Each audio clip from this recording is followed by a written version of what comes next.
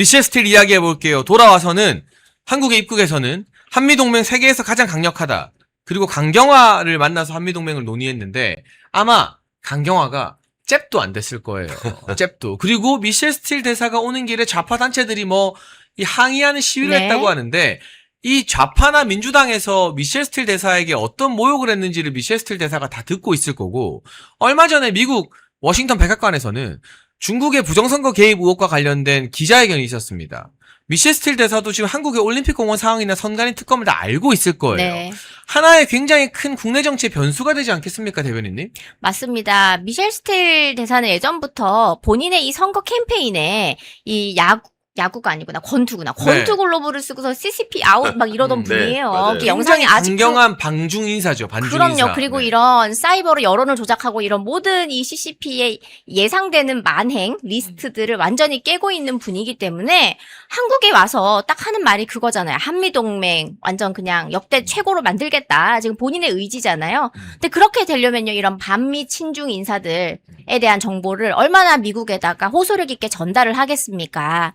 예전에 이 한국인 출신으로 주한 미 대사가 부임된 게 한 번 있었습니다. 성킴. 네, 성킴이 있었고 이번에 이제 두 번째가 되는데요. 여성으로도 두 번째죠. 네네. 지금 오셔서 할 일이 상당히 많은데 우선 그건 있어요. 제가 들은 바로는 한국에 오기 전에 미국 빅테크 회사 두 군데랑 면담을 했다고 합니다. 근데 그게 애플하고 쿠팡하고 구글이에요. 그럼 쿠팡하고 구글이다. 그러면 딱 떠오르는 게 정통망법, 입틀막법, 그다음에 플러스 쿠팡 사태. 이 두 가지에 대해서는 미 정부의 입장을 확실하게 이재명 정부, 우리 정부에다가 지금 알리겠다. 이거를 매듭을 짓겠다라는 어떤 의지가 담겨 있다라고 저는 보여지고 있어요.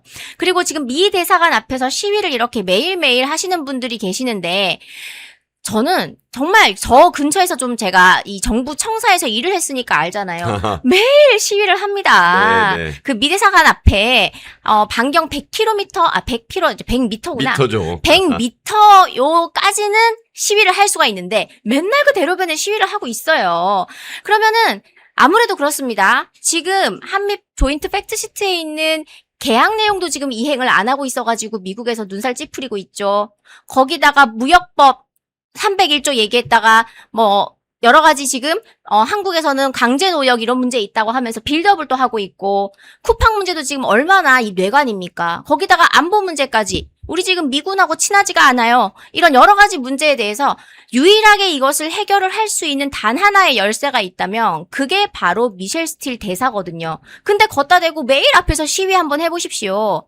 계속 이재명 정부에서 국익 외교라는 단어를 아무렇지 않게 그냥 쓰고 있는데 진짜 국익 외교를 원한다면 저 미대사관 앞에 시위하고 있는 대진연이나 그런 단체들부터 촛불 행동, 김민석 그 후보 형 아닙니까? 김민웅 씨. 그런 사람들부터 정리를 먼저 하고 단속을 하는 것이 저는 먼저라고 생각을 합니다. 네. 미셸 스틸 대사가 아까 우리 김효원 대변인 말처럼 쿠팡과 구글 관계자를 만나고 왔고 네. 강경화를 만났는데 둘이 동갑이에요. 1955년생 동갑. 우리 나이 71살. 동갑인 것은 공교롭다고 하는데 공통점이 있죠. 여성이고 한쪽은 좌파, 한쪽은 우파. 아주 대단한 우파.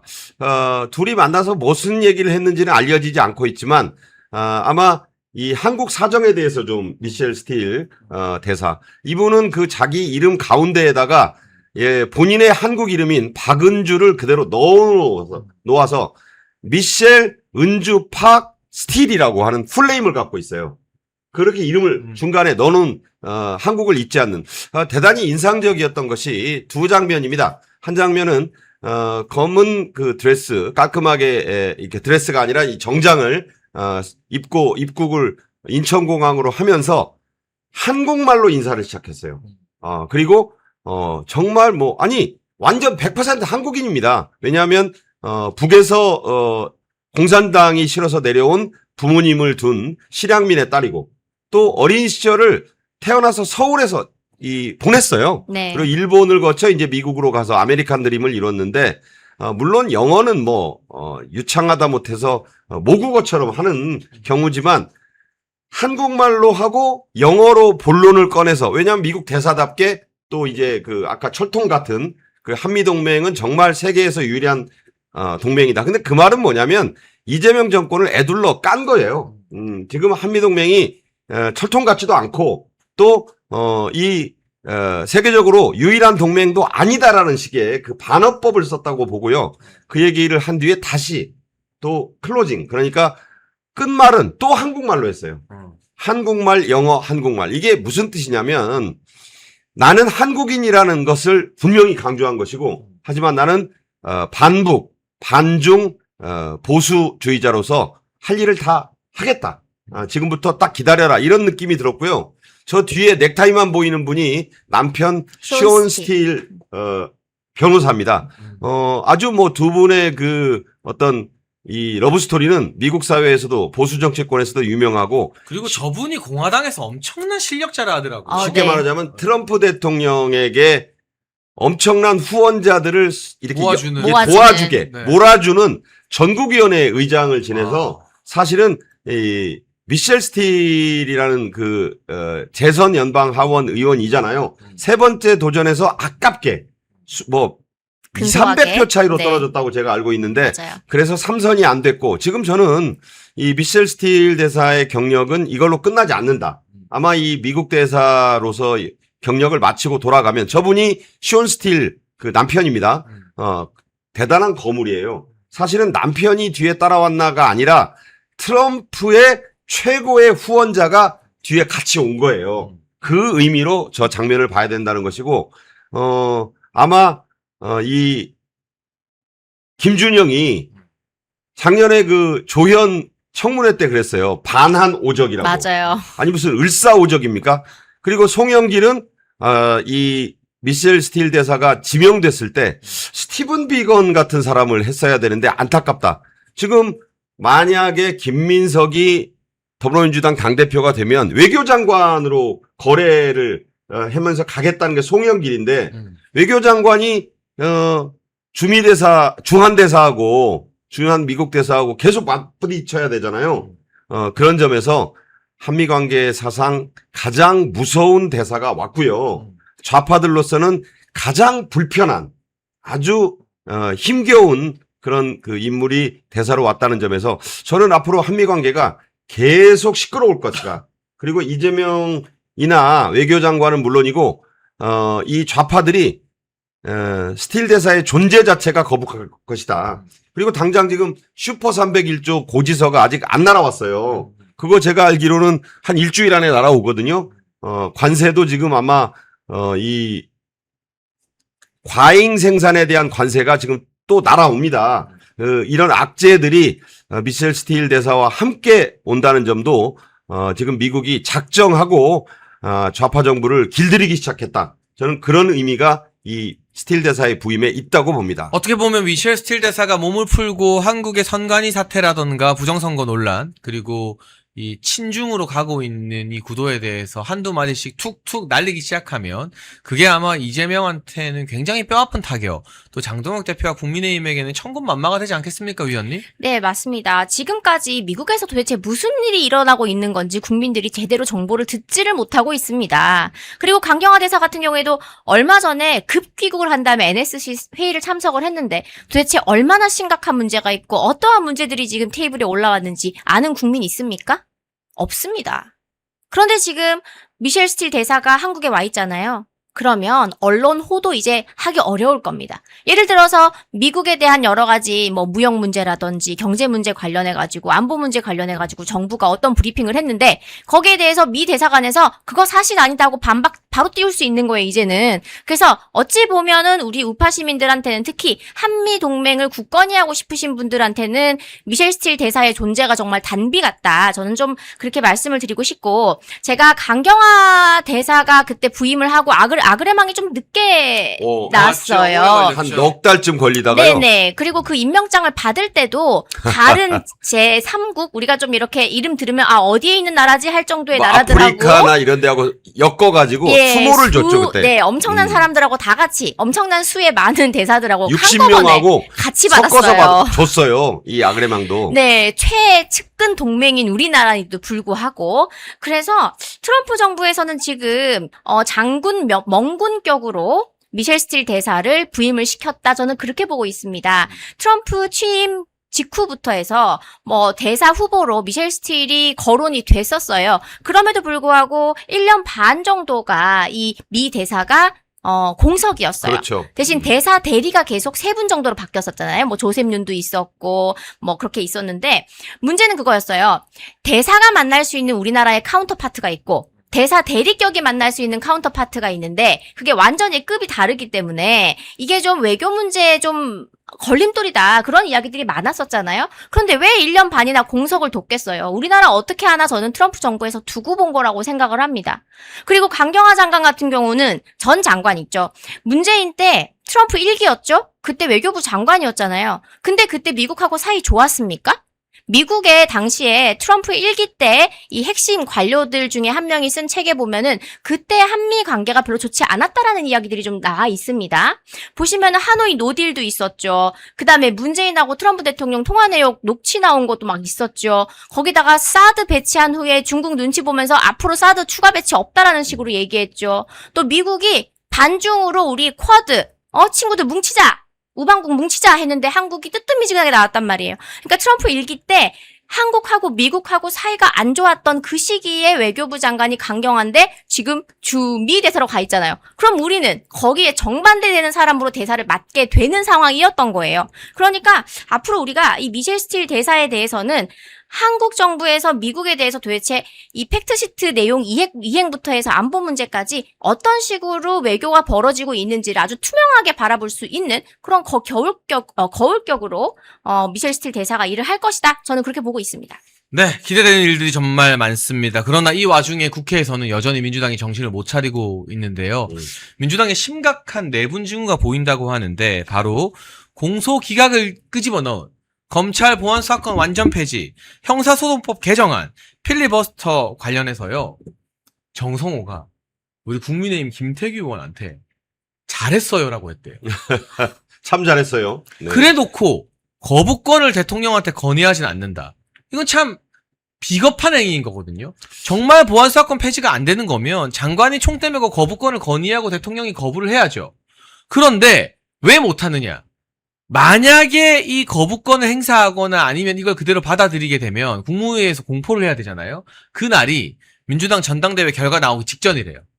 그러니까 이재명이든 정성호든 정청래 당대표 될까봐 거부권을 행사 못한다는 거예요. 얼마나 비겁한 일입니까? 나라 말아먹는 일에. 그러니까 맞습니다. 이 거부권 행사 시점을 놓고 지금 이재명이 엄청 고민을 하고 있다는 거예요. 네. 차라리 지금 질질 끌다가 8월 17일 날 대표 발표하고 난 뒤로 가는 방안을 지금 심각하게 고민하고 있는데 문제는 그걸 또 이 정청래 쪽에서 유시민 쪽에서는 그거 안 된다. 분명히 입장을 발표를 경선 전에 해라. 지금 네. 이렇게 압박을 하니까 지금 사실은 이 더불어민주당의 내전은 그야말로 뭐 이제 절정입니다. 더군다나 지금 중요한 것은 정성호는요. 이미 이 마음이 완전히 떴어요. 공소 취소가 불가능하고 또 본인이 만약에 정권이 바뀌고 그것이 설사 이 국민의힘 보수로의 정권 교체가 아니어도 뭐 이 말 들으면 기분 나쁘신 분이 많겠지만 그래도 문제가 있을 만큼 정성호가 한 짓이 아주 문제가 되는 게 많습니다. 항소 포기도 있고요. 또 이 공소 취소를 위한 거래 문제.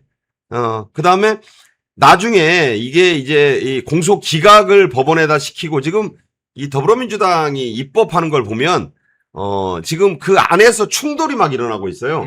그래서 그래도 변호사 출신인 정성호가 볼 때 속으로 정말 아무리 우리 당이지만 개판이구나. 그런 생각을 안 할 수가 없을 거예요. 그래서 이 김태규 의원 판사 출신 아닙니까? 역시 인정을 하는 거죠. 그 어떤 필리버스터의 내용에 공감을 하면서 잘했어요. 그러니까 사실은 이 본인이 이제 5선에다가 6선을 다음 총선에서 바라볼 텐데 뭐 정치인이 네. 뭐 6선 국회의원 한번 또 되는 문제가 왜 관심이 없겠습니까? 그렇지만 제가 보기에는 상당 부분 마음을 좀 비우는 행보라고 봐요. 왜냐하면 안 해줄 것이다. 만약에 정청래가 대표가 되면 이 정성호의 공천은 완전히 물 건너 간다고 보는 것이고요. 그래서 본인이 나중에 정권 바뀌고, 본인이 이 법정에 서게 될 그런 상황, 수사를 받게 될 상황까지 지금, 예견하고, 미리 지금 발을 빼고 있는 것이다라고 보고, 이게 웃긴 게, 오늘도 이제 언론에서 그런 지적이 나왔던데, 자, 검수완박을 하는 법안을 더불어민주당이 통과시켰잖아요. 네. 그래 놓고 또 특검에 파견하는 검사는 10월이 지나면 검찰이 없어지니까 검사가 그러니까요. 없어지는데 또 그 검사에게는 수사를 할 수 있게.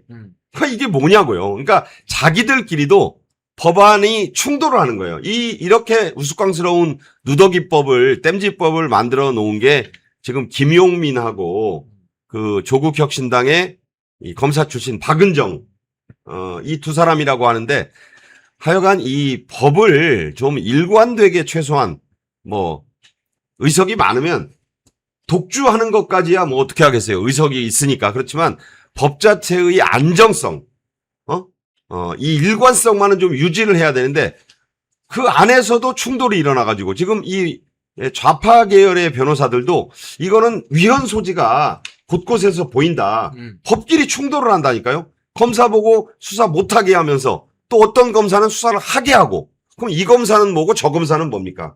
이게 지금 이 더불어민주당이 내일 지금 통과시키겠다고 하는 이 본회의에서 밀어붙이겠다고 하는 법안들의 실체다.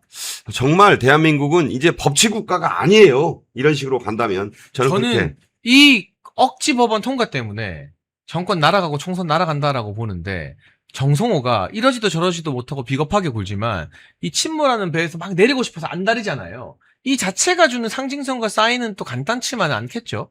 그렇죠. 비단 뭐 정성호 장관뿐만 아니라 민주당 안에서도 2명의 의원이 이거는 보완책이 필요하다. 법을 좀 고쳐야 된다. 입법하기 전에. 그런 이야기들을 좀 했다가 김어준의 그 뉴스공장에서 빨간 줄이 그어졌죠. 이름에다 빨간 줄 그냥 확 그어버리더라고요. 우리 당 의원 3명하고 같이 뭔가 역적몰이 당하는 것처럼. 그러니까 그 안에서도 지금 민주당 안에서도 법을 전문으로 하는 율사 출신의 의원들은 야 이거 조금 심각한데? 라고 말을 개인적으로는 하는데 전당대회 표심 때문에 이러지도 저러지도 못하는 그런 비겁쟁이들이 지금 한 트럭 지금 그 안에 있는 겁니다. 그리고 정성호 장관이 뭐 우리 당 의원한테 뭐 잘했어 뭐 이렇게 얘기하는데 저는 그때 솔직히 피가 거꾸로 쏟더라고요. 아니 이 사람이 지금 법무부 장관으로 있으면서 처음에 노란봉투법도 왜 그냥 통과시키게 그냥 냅뒀습니까? 그리고 항소 포기 왜 냅뒀습니까? 오히려 종용했다라는 그런 의혹도 지금 짙게 받고 있잖아요. 그리고 뭐 법 왜곡죄라든지 그 다음에 입틀막법, 온갖 악법을 그냥 무사 통과를 시키고 있는데 법무부 장관이라고 하는 사람이 왜 대통령한테 이거 거부권 쓰라는 얘기도 공개적으로 안 하고 또 공개적으로 이제 와서 얘기하는 거지 그전까지는 꿀먹은 벙어리처럼 아무 말도 안 하고 있었잖아요. 그래서 이제 와서 자기는 이 침몰하는 배에 내리고 싶다? 저는 그게 진정성이라기보다는 살고자 하는 몸부림, 기회주의자 정도로밖에는 보이지가 않습니다. 솔직히. 네. 이 형사소송법 개정안 정청래는 검찰개혁 완성이다. 역사적인 날 노면이 그립다. 이러고 있는데 이로 인해서 앞으로 피눈물 흘릴 국민들 생각하니까 마음이 참 안 좋긴 한데요. 민주당이 입법 독주, 정신 못 차리고 막 나가는 거 여기뿐만이 아닙니다. 이진숙 위원장, 이진숙 의원이 과방위 갔다고 난리 쳤다는 이 제보들이 막 기사화되고 있는데 어떤 이야기인지 저희 마지막 강부 1분만 볼 텐데요. 여러분 평일 점심시간에 못 보시는 분들도 이 영상을 다시 보기로 많이 볼 수 있도록 구독과 좋아요 한 분도 빠짐없이 눌러주세요. 잠깐 광고 보고 오겠습니다. 광고 보고 오시죠. 네, 멸콩TV에서 신제품 환신 나이가라 2+1 특별 할인을 진행 중입니다. 50년 전통의 신화제약에서 회사의 명예를 걸고 자신있게 만들었습니다. 면역력 강화, 혈액순환 개선, 피로 개선, 기억력 개선, 항산화에 도움을 주는 식약처 인정 건강기능식품입니다. 특히 밤에 주무시다가 화장실 문제로 불편을 겪는 분들에게 추천드립니다. 멸콩TV와 함께하는 환신 나이가라 많은 문의와 사랑을 부탁드립니다. 저희가 오후에 방송할 때보다 금요일 시청자는 더 는 것 같아요. 네. 점심에 하니까 여러분들 많은 응원해 주시면 김효은 대변인, 박상규 위원님과 함께 금요일도 더 힘을 내보도록 하겠습니다. 과방위 이야기로 가보죠. 이진숙 의원 당연히 MBC 종군 기자 출신이고 방통위원장을 했고 과방위 전문성에 있어서는 둘째가라면 서럽잖아요. 초선으로 들어왔지만. 그런데 민주당에서 이진숙이 무섭긴 무섭나 봐요. 네. 아니 방통위원장이었던 사람이 방통위를 감사하면 안 된다라면서 과방이 들어오면 안 된다. 이게 마치 나경원 의원 법사위 간사 막았던 것과 똑같은 식인데 좀 어떻게 보세요, 박성규 위원님? 저는 이제 이진수 선배, 제게는 이제 타올론사지만 2년 선배인데 제가 굉장히 존경해요. 네. 왜냐하면 정말 방송 기자로서 현장을 누구보다도 중시하는 정말 발로 뛰는 어떤 한 사람이 또 MBC의 과거에 그 정시성 가진 기자가 하나 있었는데 지금 장관하고 있는 사람 그 사람과 완전 반대되는 스타일이에요. 뭐냐면 앉아서 기사 쓰는 사람이었고 그 사람은 이진숙은 발로 이 기사를 쓴다는 말이 기자의 전범이었습니다. 그 바그다드 시장에 툭 등장했을 때 전 국민이 다 놀랐잖아요. 그때는 지금처럼 위성 통신 카메라가 없을 때입니다. 그 한국 기자상을 받았던 그 모습이 생각이 나는데 사실은 이 본인이 과방위 말고 오히려 다른 데 가면 이상한 그런 그 주특기잖아요. 오히려 뭐 김태규 의원은 판사 출신이니까 이 방송통신위의 부위원장을 했다 해도 다른 데 가도 좋지만 정말 이진숙 의원이야말로 이 야당에서 이분 아니면 누가 과방위를 하랴 할 정도잖아요. 그런데 이걸 어떤 걸 문제 삼았냐? 그 MBC 대전 사장 시절에 그 법카 그거 별거 아니에요. 그 지금 법카 문제가 생겼던 사람들을 비교해 보면 정말 아무것도 아닌데 심지어 그 김밥 무슨 빵 이런 것까지 탈탈 털어가지고 오죽하면 이진숙 선배가 그런 말씀을 그 인터뷰에서 하는 걸 보는데 이 민주당 사람들이 나를 빵수기를 만들더라. 이게 얼마나 정말 기가 막힌 얘기예요. 저도 뭐 언론사에 있으면서 간부로서 법카를 써봤는데 그 법카라는 게 후배들도 뭐 사주고 또 급하면 본인이 그 밖에 못 나가면 배달도 시켜 먹게 돼요. 그렇다 보면 빵도 있는 거고 김밥도 들어있는 건데 그때 그 서영교가 그때 그 대전 MBC를 현장 감사하는 말도 안 되는 짓을 벌였거든요. 지방까지 내려가서 4일짜리 그 감사를 한 것은 아마 전무후무한 일이 될 것입니다. 그래 놓고 막상 이진숙 의원이 이렇게 국회로 들어와서 과방위. 이 과방위 하면 최민희가 생각나잖아요.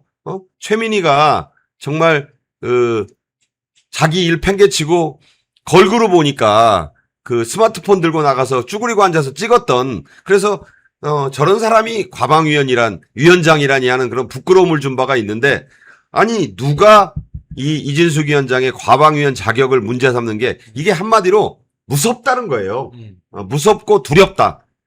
그 말도 안 되는 핑계를 이렇게 대면서 공세를 취했다는 것은 그만큼 이진숙 과방위원회 위상만 더 키워주는 것이 아닌가라고 생각을 하고 오히려 그 이진숙 의원이 초선인데 3선 4선급으로 자꾸 저 더불어민주당이 좀 이렇게 업그레이드를 시켜주는 거 아닌가 역풍이 불고 있다. 저는 그렇게 봅니다.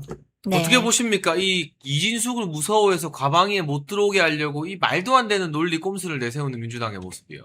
그런데 정말 하루 사고 말 건지. 왜냐하면 이렇게 우리한테 공격을 하면은 2배, 3배로 역공을 당할 수 있다. 대치기를 당할 건수가 너무나도 많은데 왜 그런 거는 생각도 안 하고 일단 던지고 공격하고 보는 건지 모르겠습니다. 왜냐하면 어제 그 자리에서 김장견 의원님이 아니 고발 당했다고 과방위원 자격 없다 그러면 당신들 중에도 지금 고발 당한 사람들 있잖아. 그럼 당신들도 이 자리에 없어야지라고 이야기합니다. 실제로 그런 사람들 있잖아요. 그리고 고발이라는 건요. 당사자가 아닌 제3자도 얼마든지 고발을 할 수가 있습니다. 그잖아요. 그 그릇된 팬덤들에서 보면은 우리 대변인들 고발하고 막 그래요. 피고발인들 우리 중에도 있습니다. 그럼 피고발이라는 거는 유죄인지 무죄인지 그런 단계도 아닌 거예요. 그냥 고발장 접수되면 피고발인 되는 거예요. 그렇죠. 근데 네. 민주당 의원들 중에는 심지어 3심까지 가가지고 유죄 떠가지고 범죄자 된 사람들, 전과 많은 사람들도 얼마나 많은데 어디다 대고 지금 이런 이야기를 합니까? 그럼 당신들도 보면은 이 피고발인들 많으면 다 같이 그럼 그만두시든지. 이게 앞뒤가 안 맞는 거예요. 그리고 과방위원으로서의 자질에 대해서 민주당은 적어도 우리한테 이런 얘기 할 수가 없어요. 최민희 아까 말씀을 하셨는데요. 최민희 과방위원장은 저는 정말 학을 뗐던 그 기억이 있어요.